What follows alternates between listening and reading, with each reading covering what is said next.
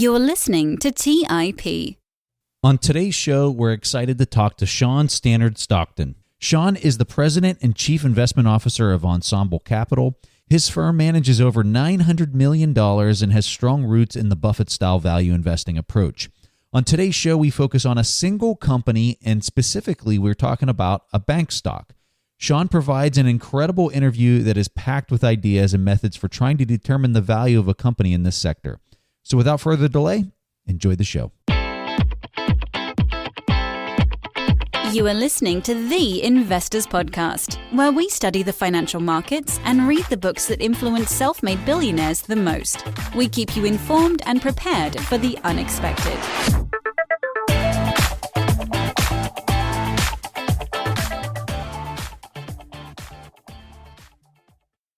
Welcome to today's show. My name is Stig Brodersen, and I'm here today with my co-host Preston Pesh. Today's topic is banking, and we're especially going to talk about First Republic Bank. And our guest for today is Sean Stannard-Stockton. Sean, thank you so much for coming on the show. Thank you so much for having me. We asked you to come here on the show to pitch First Republic Bank for our audience. Before we talk about the specific stock, could you, for our audience who are not familiar with you or Ensemble Capital, please elaborate on your investment strategy first?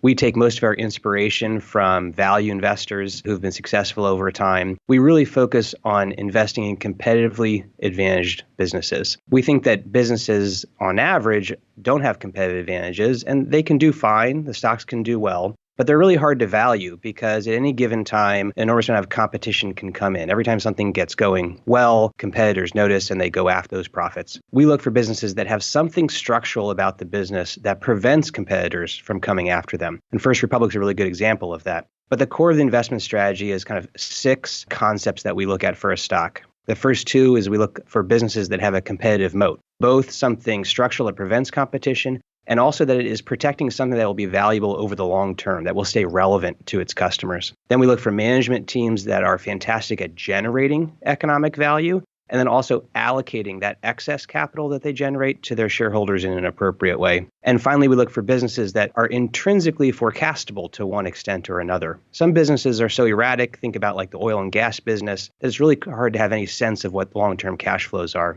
And then finally, on that level of understanding, we want to make sure that our team has the domain expertise to understand the business. Sometimes we pass on a company because we say, this is an understandable business, just not to us, or at least not on a relative basis to other market participants. So First Republic, we think, is a really good illustration of a company that answers those 6 core questions really well. All right, Sean, so let's be specific here. Talk to us why FRC first came on your radar and why you considered it to be a retail business with a superior franchise more than a traditional bank. That's right. So every business, you need to understand what is it that they're actually selling. And so banks as an industry are in the business of buying and selling money. It's the ultimate fungible commodity, right? $1 from JP Morgan is the exact same thing as $1 from Bank of America. And so the customers of banks generally are indifferent to which bank they put their money with and which bank that they borrow the money with. They just want the highest return on the money that they put in deposits, and they want it to be lent at the cheapest level. And so the biggest banks have some competitive advantages around scale, about being low-cost providers of banking services. But we just find all of the banking industry in general is uninteresting. And so it was with some surprise back in, I think, 2012 that I read some comments on First Republic by an investor named Sean Kravitz of Esplanade Capital. In his discussion of the business, he said, look, First Republic is not a bank. And I'm thinking, what do you mean it's not a bank? It's called First Republic Bank, right? And Sean goes on to say, we consider First Republic a retail business with a superior franchise. In our investment process, one of the things we look for is businesses that are idiosyncratic in nature, businesses that are just fundamentally different than any of their competitors. Because if you're doing something different, then you don't have competition, and that's what allows you to generate strong long-term returns. So that was the first comment that got us looking at the bank. And over time, we came to agree with that point of view, that First Republic is in the business of selling superior customer service to high net worth individuals. And so if you are somebody of average economic means, you care primarily that the money you borrow is the cheapest as possible and the money you put in deposits gets you the best return possible. But if you are a high net worth individual whose time is an expensive commodity, you want to make sure it's as easy as possible to interact with your money. And banks as an industry have a horrible reputation with consumers, right? Not all industries are like that. So saying you're a customer service business first in retail or in the restaurant business is like, well, yeah, everybody's in that business. But in banking, that's just not the case. And I'll give you some stats on that in a moment. Thinking about that customer service, lots of companies say they have good customer service, but First Republic can actually prove it. The Net Promoter Score is an internationally recognized measure of how likely your customers are to recommend you to friends and family. It basically takes how many people would recommend you, subtracts the people who would not, and gets a Net Promoter Score. The banking industry overall has one of the worst Net Promoter Scores of any major business industry, whereas First Republic's Net Promoter Scores are on par with Nordstrom's, Apple, the Ritz-Carlton, the top tier across all industries, right? They tend to be 2 times the scores of the rest of the industry. And it's not just Net Promoter Scores. So Gallup, a long time ago, focused on what do bank employees think about their banks. And most bank employees don't actually bank with the bank that they work at, right? They think so poorly of the bank that they don't actually bank there themselves, and they certainly don't recommend it to their friends and families. And so one way to think about businesses that have a monopoly, and I mean that in a good sense, right, in a way in which they monopolize their customers' attention, is that many banks have a monopoly in that they have trapped their customers. They feel like their customers have nowhere else to go. Like you've probably been with a bank, you have all of your online bill pay there. You don't want to switch to someplace else. And even if it's irritating, you're like, I'm stuck here, right? But you don't like it. You're not like, oh, I just love banking here. Whereas First Republic, it's amazing. So when I first opened up my bank there, my personal bank, which I did after doing the research and realizing what a great business this was, I moved over my online bill pay, and one of them just wasn't working. And so rather than calling a 1-800 number and waiting on hold for half an hour and talking to a service rep someplace, I just emailed Rachel. Rachel was the personal banker who was assigned to me when I signed it with First Republic. And about 5 minutes after I emailed her about the issue, she emailed back and said, no problem, Sean, it's taken care of. And I logged back into online bill pay, and it was corrected. So for somebody who has the economic means to pay to buy back their own time, this is a really valuable offering. Now, First Republic focuses on a pretty niche market, right? High net worth individuals, primarily in San Francisco, New York, and LA. That's 80% of their business in those 3 metro areas. And then Boston, San Diego, Portland, and Palm Beach. This is not going to be a bank that you see everywhere. That's just not what they're trying to do. And most importantly, they focus on what they do best. And they actually have a slide in their deck of what they don't do. They don't do any proprietary trading. They don't do anything in derivatives. They don't offer credit cards. They don't offer auto loans. And they don't sell any of the loan servicing. So if you've ever gotten a mortgage, you know that a couple months after you get the mortgage, you probably get a note from the bank saying, we sold your mortgage to some other bank. So if you need, you need to change your online bill pay, get it set up over here. First Republic might sell the underlying loan, but they always maintain the service relationship because they are in the business of selling customer service. This competitive advantage they have has really allowed them to grow the business quite rapidly. So a quickly growing bank is actually generally a very dangerous signal. In a commoditized industry, the way you grow a bank quickly is you compromise on credit quality, right? Or you underprice your loans. We saw banks grow quickly, like in the first half of the 2000s before the housing crisis, right? Where they were growing quickly because they were making loans that were literally never going to be paid.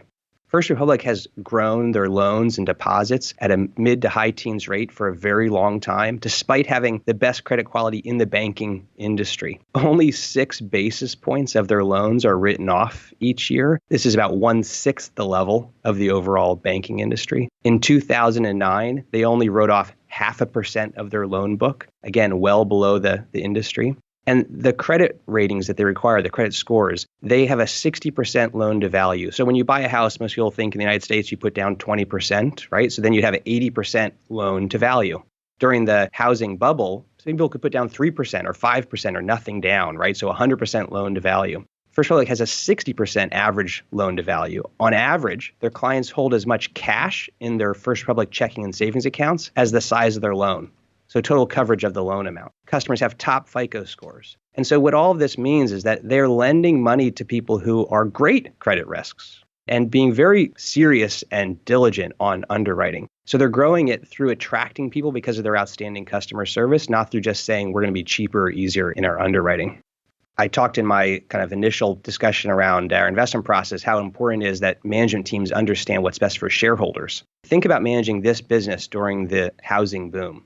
They recognized what was going on. They were able to participate in underwriting loans, and yet they were not going to compromise on quality. So what did they do? Just before the bubble kind of peaked, they sold First Republic to Merrill Lynch at top dollar. After the crisis, they bought it back at a huge discount to what they had sold it for. Now they've gone right back to growing the business. And so what you see is a management team who recognized that forces outside of their control had greatly elevated the value of their business, and their competition was acting irrationally. And they said, hey, in this kind of crazy environment, the best thing to do for our shareholders is to sell the bank, which they did. But when everything crumbled, they said, hey, we know how to run this business. And they came right back in and started doing it really well. So one of the key things as I wrap up here is that historically, they have used first mortgages as the product to win a new client. So somebody comes along, they buy their first house. This is the beginning of many people's, especially historically, one of the big first financial decisions in your life as you become like an adult, right? You buy a house. But today, of course, in the United States, especially in their markets, people have delayed buying their first house. It used to be, say, in your mid-20s. Now it's maybe more in your mid-30s. And instead, for a lot of high-earning Americans, the first major financial product you have is a student loan refinance. Now, I'm not talking about student loans that just across the industry, which are tend not to be very good credits, right? I mean, you have people who are new students and big loans. I'm talking about, somebody who went to Harvard and graduates a $250,000 mortgage, goes to Google, is earning $300,000 a year. This is a good credit. This is someone who's going to make a lot of wealth over the long term. And so in recent years, First Republic has been going out and acquiring kind of young, upwardly mobile professionals through refinancing student loan products, bringing those people in early in their kind of life, and then they will win their first mortgage. So long term, the company still only has a mid-single digit market share of the banking industry. It's stronger in their niche markets. They're winning new clients in the tech industry with offices at Facebook and the Twitter's campus, the new Hudson Yards in New York. And we think they can continue growing for a very long time. We've talked back and forth about this interview here for the past few weeks. I had a question about First Republic Bank and them reporting disappointing set of Q2 results, as margin contracted and there was a new management guidance for weak net interest margins and the outlook for that. And then 2 days ago, 2 days before we recorded this interview, we're recording now October 17th, Q3 results just came out and First Republic Bank were beating on earnings and revenue and the stock jumped more than 5%. So I had to change my question slightly here. What I was really trying to aim for with this question was, yes, Q2 might be a disappointing quarter, but how disappointing would news had to be and how many bad news over how long period of time would need to be disappointing before you would reconsider your investment thesis? Yeah, and we are constantly reevaluating our investment thesis and everything that we own. Your question was and still is relevant. So the bank basically grows their client base, right? They grow deposits, they make loans, and then like all banks, they earn a net interest margin. So basically, the amount they earn from lending money minus the amount they pay on deposits is your net interest margin. And that has been quite weak because you basically lend longer term loans, right? So like a mortgage, and you bring in deposits that are overnight deposits. And so typically long-term rates are higher than short-term rates, and you earn a spread between those two. But as your listeners probably know, the interest rates are low, but also the yield curve is flat, meaning longer term rates are in some cases actually lower than short-term rates. What we really want to focus on is business that focus on what they can control and generally trying to ignore those things they can't control. So the bank cannot control its net interest margin in terms of where interest rates are. They do manage their loan book in a way that makes their net interest margin far more stable than a lot of banks. In other words, they're not trying to take much risk. So you can manage your net interest margin so it's very cyclical, it shoots up and down, or you can accept a somewhat lower level and accept a less volatile net interest margin. First of all, it has done the latter. That interest margin in the most recent quarter was down, as they had guided to in the second quarter. So that what the disappointing aspects was what's been playing out. But they grew their loans and deposits at a much faster rate than people expected. And so we think that the positive stock reaction was really people being reminded like, oh yeah, this isn't just a cyclical bet on where interest rates go. This is really about the organic growth of the underlying business. We believe that net interest margins are going to move higher over time, that interest rates will rise some from current levels and the yield curve will steepen some. But even if they stayed where they are now, we think the investment would still work. It may not be as good of an investment from these levels, but we do expect net interest margins to move higher over time. They're currently at a historically low level. Banking has continuously been commoditized in recent years, as you also mentioned before. It seems like the trend continues. We also talked about that traditional banking perhaps is not the market that First Republic Bank is primarily competing in. I'm curious to hear if you think that there will always be room for this specific niche for First Republic Bank, and how big is that niche? How much can they grow?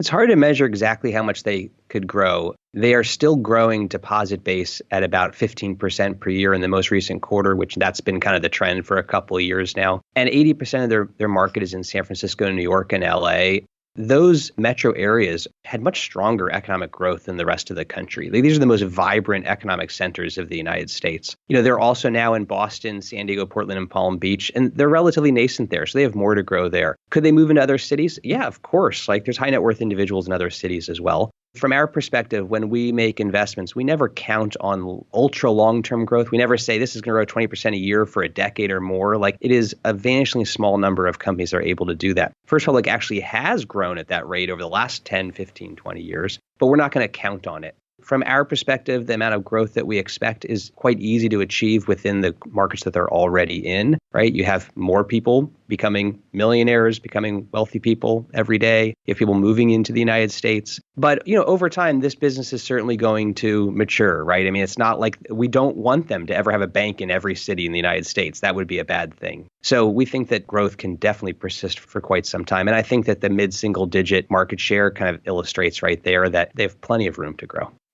Let's talk about the divide between big banks and small banks. Especially now that more and more is moving online, and the big banks are building this infrastructure where they really have. It seems like they have much more efficient features, and you don't have your local advisor, the way you used to have. Unless perhaps you are high net worth, and Rachel will fix your problems for you whenever you send her an email. Where are First Republic Bank in that? They're not the smallest bank, but they're not the JP Morgan and Wells Fargo either. Are they caught in the middle? Is there not even a market they compete in? Or they're not affected about this divide at all? There are many, many small banks, and it would be unfair to categorize First Republic as a small bank. They're like a mid-sized bank. They are dwarfed by the JP Morgans of the world, and yet they were the first and only bank to ever organically grow. They don't do acquisitions, organically grow to over $50 billion in deposits, and they are well above that level today. But I do think that there is the need to constantly reinvest in things like technology. So when we first invested in First Republic, I would say that their online presence was inferior.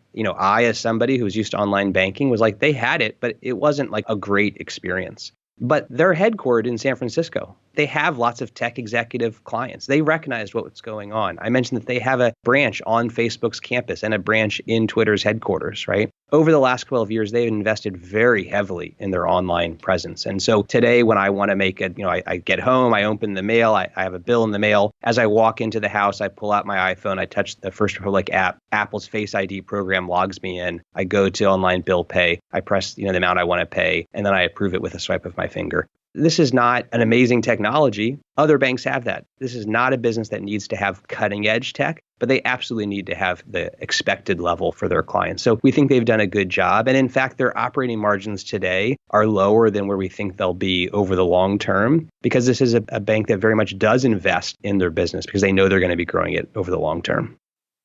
So what would you say are the key metrics you're looking at when assessing the performance of banks?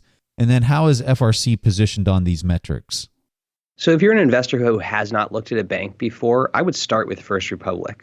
They bank the way that people think of what do banks do, right? They've got simple to understand deposits and simple to understand loans, and there's not a whole lot of complexity there. I can't give you the key metrics we look for in banks in general because we don't own banks in general, but I can tell you what we think about for First Republic. So one, like all banks, they need to be generating a decent return on their assets, right? And all that's going to be turned into a return on their equity, right? So you as a shareholder have a claim on the equity of this business and the earnings they generate from that. They generate returns on their equity that are solid levels. But banks can manipulate their return on equity through how leveraged they are.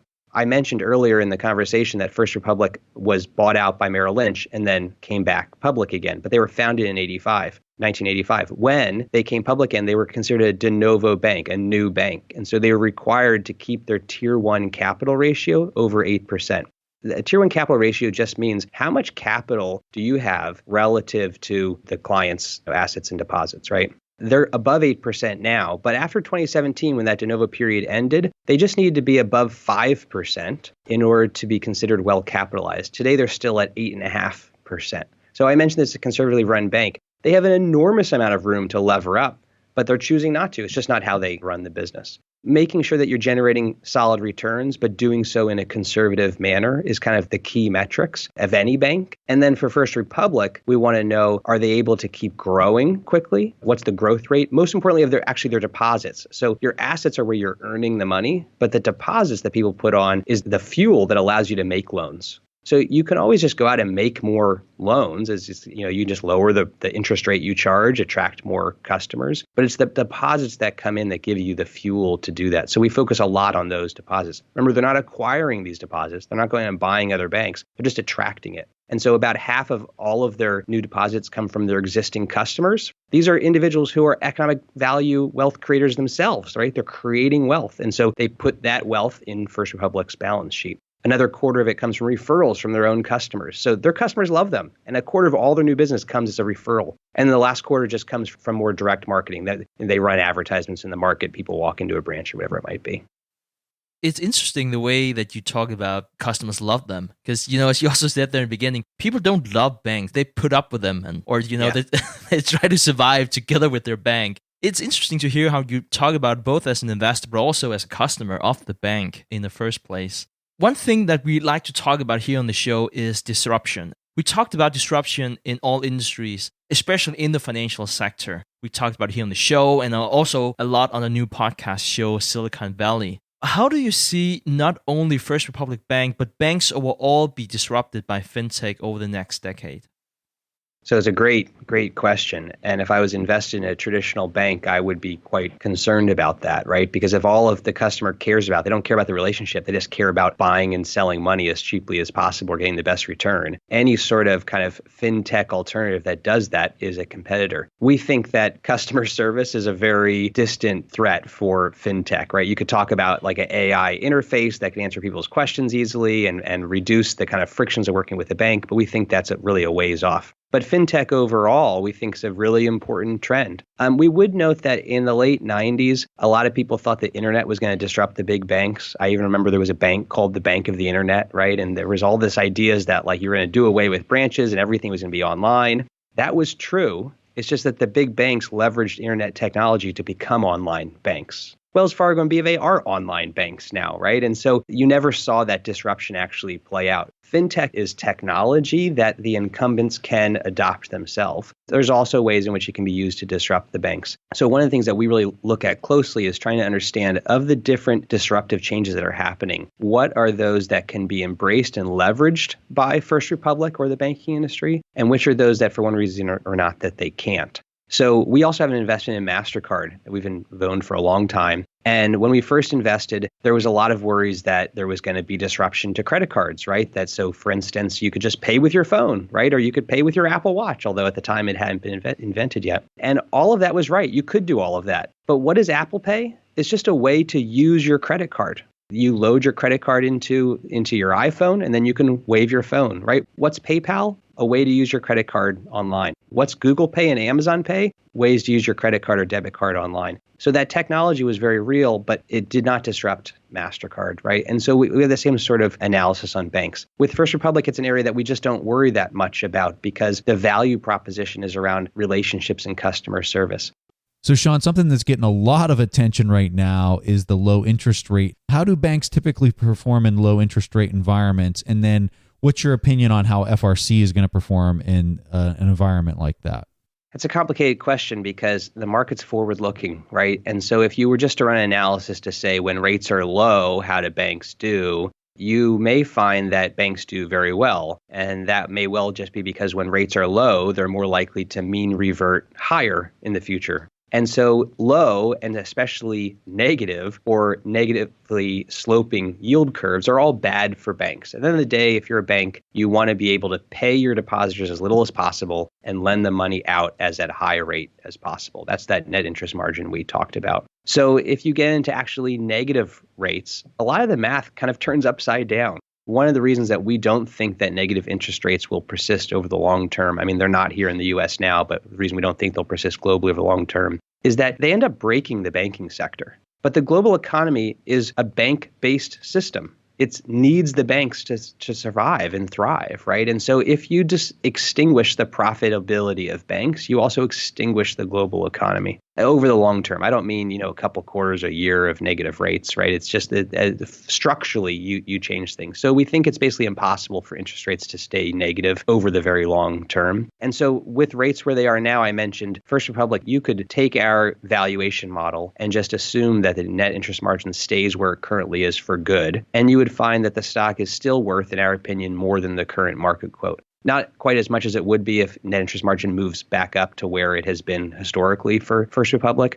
First Republic has this great chart where they show the Federal Reserve rate over the last 20 years, right, which has bounced up and down over time, and shown that their net interest margin, while it has moved up and down, has stayed in a relatively narrow range. And so that's one of the reasons we have confidence is we can say, we can look at when Fed rates were zero and when they were near their highs before the housing crisis, and look at what interest margins were in both of those environments and find a range that we're comfortable with. And I think that's an important thing for investors to understand, is that there are no precise estimates about the future. You're never going to say, well, they're going to earn exactly this net interest margin in the year 2025. But if you can get comfortable with a range, I talked about forecastability, intrinsic forecastability, right? With First Republic, we think that there is a range that we can be very comfortable that they are going to earn almost no matter what happens with interest rates, within a reasonable range over the long term.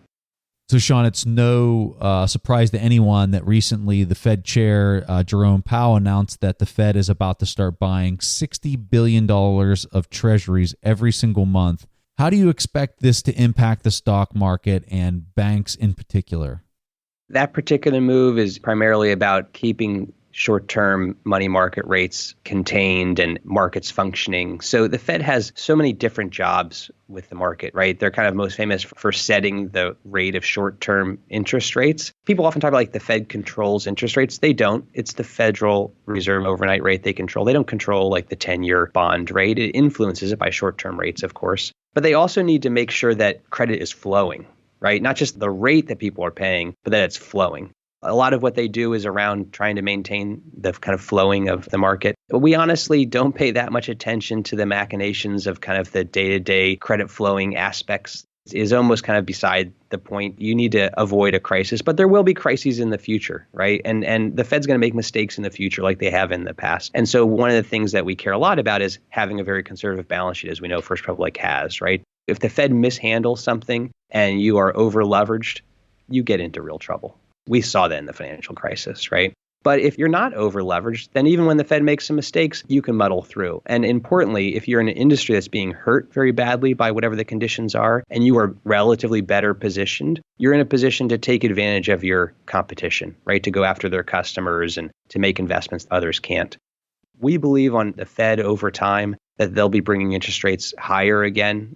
Just a year ago, Jerome Powell, when the Fed rate was 50 basis points higher than it is today, said that he thought we were a long way from neutral. And what he meant was that he thought we were a long way from kind of the long-term average rate of Fed funds. Now, he's had to bring interest rates down a couple clicks since then. And so some people have said, well, clearly he was wrong. But since he made those statements, there's been real weakness in China. There's been the whole trade war activity. And Federal Reserve policy is about what is the right interest rate for today, not necessarily what should it be forever. And so they've brought interest rates down to provide some cushion to the global economy. But honestly, we think that they will start moving higher again, that we'll see before the next recession, Federal Reserve rates that are higher than their peak a year ago.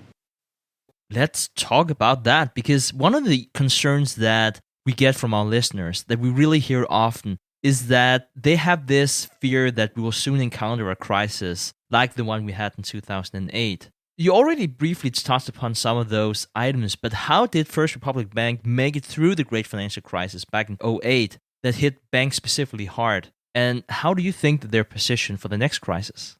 Before I talk about First Republic, I want to zero in on a little part of what you said. You said your listeners are worried about the next crisis. There will be a next crisis. I am certain of that. But then you said, like the 2008 crisis. So the 2008 crisis was truly like a once in 100 years sort of crisis. That doesn't mean that we won't have another horrific crisis, but the last recession was not normal. So a lot of people don't recognize that in a normal recession, the U.S. stock market declines more like 20 to 30%. It declined 20% in the fourth quarter of last year, right? We just went through a decline in the market that wasn't dissimilar from a recession. But I think a lot of people today, especially people who maybe haven't been in the market for more since much earlier than the financial crisis, have this idea that when a recession comes, everything gets destroyed. right? That the economy goes off the rails, the market falls 50% plus. And that does happen sometimes, right? It happened in the Great Depression. It happened in the financial crisis. But this is not like a every 7 to 10 years sort of event, right? While, I certainly don't want to come on your show and say we're just not going to have a big crisis. I mean, we don't know. I don't think that historically, it would not say that the probability way of looking at crisis would not suggest that the next one is going to be a total and utter disaster, right? But there will be a recession. We just don't know when. As far as First Republic, so I mentioned that they actually sold the bank just before the crisis and bought it back after the crisis, which means we don't have as much visibility into kind of what went on during that time. But they do show the level of write-offs of their loans, right? And so that what happened during that period. Core to our thesis is that this is a bank that makes loans that will get repaid. The loans that other banks were making during the bubble, the financial bubble, could not be repaid. First Republic keeps all of their loans, the servicing, on their own balance sheet. Like they're only lending to people who they expect to get repaid from. What an amazing concept, right? We only loan to people who we think are actually going to pay us back, right? That's how the banking industry should work, and it's how First Republic does work. So we know that only about 0.5% of their loans were written off in 2009, right? 99.5% were money good loans. We also can look back during the dot-com bust, when they were much more concentrated in the San Francisco Bay Area, and they had 0 write-offs during that time period. They didn't lose, any of their loans did not go bad. When you only lend 60% against the value of the home, home prices didn't fall 40% in the Bay Area during the financial crisis. If you had a 60% loan to value, say you have a $1 million house, you lend $600,000 against it, the thing falls in value to $600,000, the borrower defaults, you get the house, you sell the house, you get your money back. That's why the loan to value is such an important issue, right? And why, when banks were doing no down payment loans, they were saying every 1% drop in home prices, if it gets foreclosed on, we take a haircut on our loan value. With the 60% loan to value that First Republic has across their loan book, they have an enormous cushion to take reductions in prices and still have the house, pay off their loan. So many investors use the price to tangible book to value banks in particular. Could you please elaborate on why this is such a popular metric and if you think that it has applicability to FRC? Yeah, absolutely applicable. And it's an important metric to track. So the tangible book value of a bank is just the value of its assets minus its liabilities, right? And so for a bank, which is in the business of borrowing and lending in money, and they're in the business of using the assets they have, lending them out and earning a return on that, that tangible book value is really critical to the valuation. Now, you might wonder, well, why isn't it critical to, say, like Google? Tangible book value is like hard assets, which for a bank, cash is like a hard asset, right? But for many modern businesses, their book value is almost irrelevant because what they're driving their growth is based on customer relationships and brand value and all of these things that are not necessarily showing up on the balance sheet. But for banks, it's really important. Prior to the crisis, if you look back over the very long term, a lot of banks traded at about 2 times tangible book value. You can look at why, because if you earn a ROE, a return on equity, right, a return on that tangible book value of about 13%, which is what banks had earned historically for a long time, and you generate kind of GDP-like growth, then 2 times tangible book value generates about a 15 to 16 times PE ratio. And, you can tell that's a kind of a fair valuation, and you can do all the math and recognize, at that level, this asset will generate about 9% annual returns. The equity will generate those sorts of returns, which is the market level of return. First Republic, a lot of other banks have not returned to pre-crisis levels of profitability or of valuation, but their businesses are fundamentally changed by the crisis, right? We think a lot of big banks are almost like regulated financial utilities at this point. Whereas for First Republic, their business still looks like the banking industry looked for 100 years prior to the crisis, right? And so when you look at valuation, you could say, about 2 times tangible book value would make sense for this business. But remember, I said that was based on about GDP-like growth. And First Republic is growing much, much faster. So in our view, we think that the business is worth much closer to 3 times tangible book value, say 2.7, 2.8 times. And we think that this provides about 30% upside from where the stock is trading today at around $100 a share, even after the rally that we had from earnings. And so we think this is a bank that can expand its multiple, while it keeps growing quite rapidly. Now, another investor might look at this and say, that's a big premium to the average bank, right? Why is it worth so much? And it has to do with the quality of the asset base and this growth opportunity. So to believe in that level of valuation, you have to believe in the level of growth that they can produce, can keep persisting. And you have to believe that that growth is being fueled through providing true economic value to their customers, not through low credit quality and kind of buying growth through giving away their loans.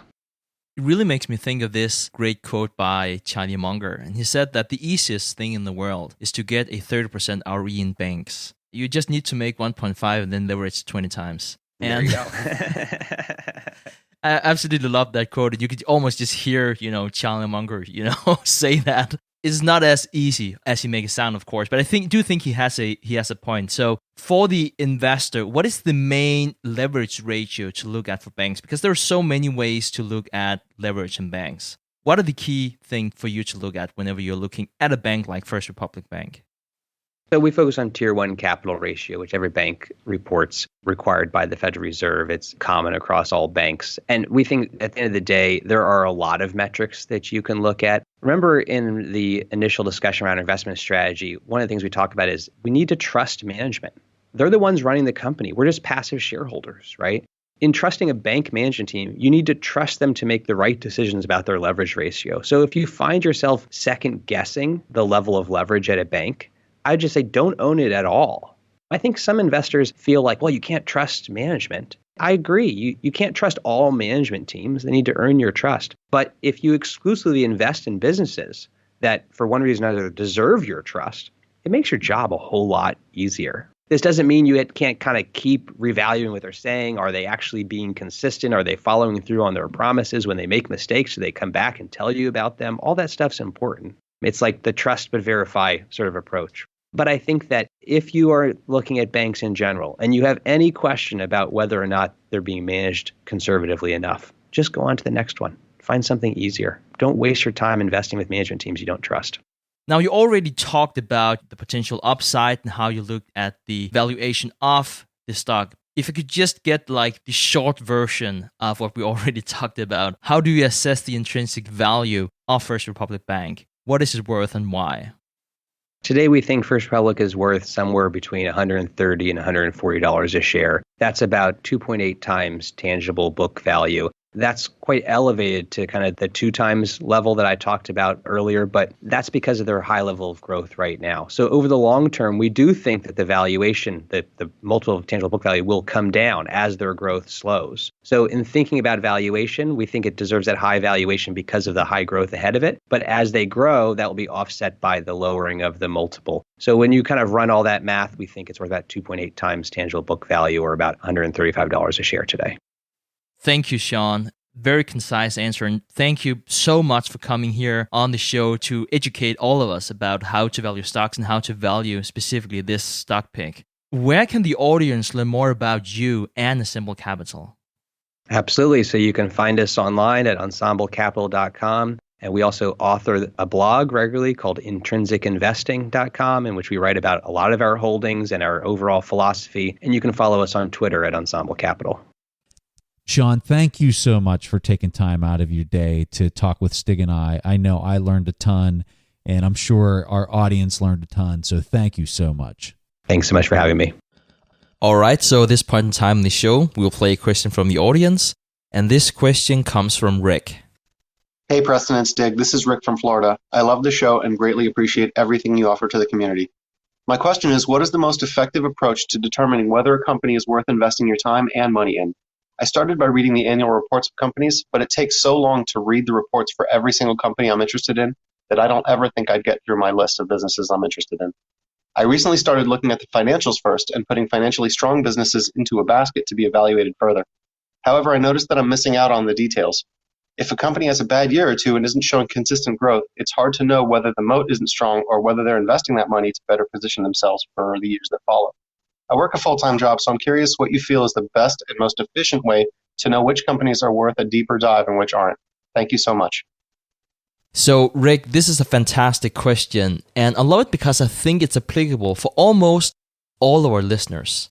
And surely it was applicable to myself whenever I first started investing, and before I went full-time here on TIP. because most of us have full-time jobs on the side and just don't seem to have enough time to dig into the very best investments.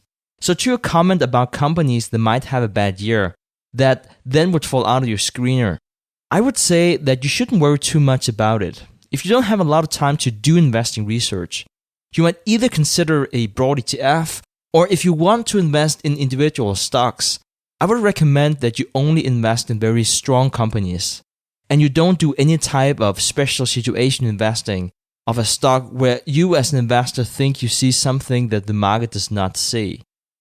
So I would recommend that you use a screener in the beginning of your process and then set up very conservative metrics to the valuation and the performance of the company. So 2 criteria to include would be a growing top line and stable or growing margins. If a company does not have that, even at a good price, you can just decide to move on. Now, that specific company might still be a great investment, but companies with shrinking revenue and margins are just a little harder to figure out. And remember, you don't have that time. So you're not looking for a screener with a criteria of more than 100 names. Then also remember to look away from industries you don't understand. For instance, you might have a hard time understanding balance sheets of banks, which is just very different than other balance sheets. And that would just give you another criteria and even fewer names on your list. So you end up within your circle of competence and perhaps a watch list of only 30 to 40 stocks, perhaps even fewer than that. And I would just then select a handful to invest in, assuming they are trading at a good valuation. So to sum up, this is more here. And if you don't have time, you shouldn't give up on thorough research, but just limit your investing universe so you only spend time on the investments within your circle of competence. And then perhaps diversify into a little broader for the vast majority of your portfolio. Hey, Rick, so my answer is going to sound self-serving, but it's definitely not intended to be interpreted that way. So I had this same problem whenever I first started investing. How can I quickly filter through these countless, endless array of businesses that are out there on the stock exchange and only narrow it down to a few picks that I can then invest all my time and energy into really understanding? So when I originally made the Buffett's Books videos, I used a stock screener that was provided for free online by Google. Well, it was a great screener, but Google did away with it. After learning about the back testing that Wes Gray, Toby Carlisle, and some others had conducted, they found that when you look at companies from the total market cap with the debt included, like you're going to buy everything, and this is known as the enterprise value, and when you compare that figure to the earnings of the business, you can quickly filter through businesses that have good financial standings while also finding businesses that have strong earnings power. Now, when you filter the results this way, it can get a little bit skewed because you're dealing with the results on the earnings side for just the past year. So you have to definitely dig into it more. You just can't rely on that filter giving you the results for what they are. But it definitely helps you sort and find companies that have great value. After I filter those results by this valuation approach, I then look at how the company's long-term momentum characteristics look. Now, the reason we built this filtering mechanism into our site is because I haven't found anywhere that combines both of those metrics where you get the value side and you also get the momentum side. Of those two factors, I would tell you that the valuation side is paramount. That is absolutely, if I could only pick one or the other, I would take the valuation side every single time. So, Rick, here's where I'm excited to tell you that Stig and I are going to give you a full year of access to our filtering tool that's on the TIP Finance page of our website. So you can quickly find these companies in the manner that I just described for you. Not only that, but we're also going to give you access to one of our paid courses called the Intrinsic Value course. And this will be really helpful for you. After you filter your results, you're going to be able to go in there and do the math on the intrinsic value, how to determine the intrinsic value. That's what we teach in the course, is how to do that math and how to take those future free cash flows and discount them back to the present day value to figure out what they're worth. And so if anybody else out there wants to get a question played on the show and get access to the course and the TIP Finance filtering tool, Just go to asktheinvestors.com. You can record your question there. And if it gets played on our show, you get access to these awesome tools that Stig and I have created. Before Preston and I let you go, we'd like to play a few minutes of an amazing interview from our show, Millennial Investing, hosted by Robert Leonard.